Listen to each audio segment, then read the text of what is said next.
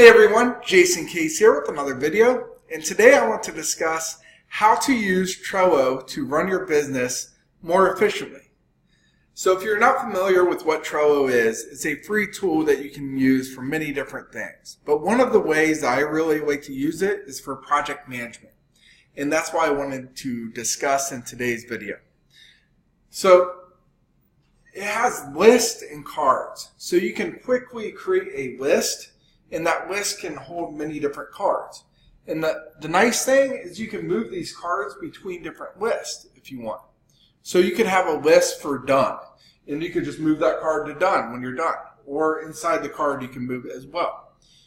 But one of the ways you can do it is you could have a list for different customers. So like list A could be one of your customers. List B could be another customer. And these could be to-do items. So each card in those lists can be different to-do items. And inside that card, you can add comments. So if you're collaborating on a different item with different people in your organization, you can comment back and forth in there and mention people within that card. And that card can have many different things. So you can have checklists inside those cards, so you can track progress. These checklists will ensure that nothing goes forgotten. You don't forget about certain items. And then you don't move these cards to done or archive these cards until all those items on that checklist are completed. So there's another way you can use colored labels, and you can name these labels whatever you want. So for example, you could use the red color label and mark that as urgent. So anything that's urgent, you can add that urgent label to. So when you're looking at it as a helicopter view, you can see anything that's urgent that you need to act on quickly.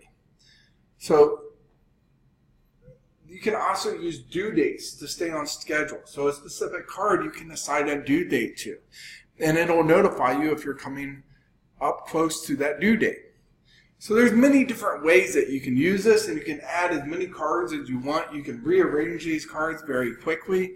I've used many different task management systems, and if you're like me, your task list keeps on getting bigger and bigger and bigger and bigger. Well, this gives you a quick helicopter view of your most important items, and you can have many different boards too.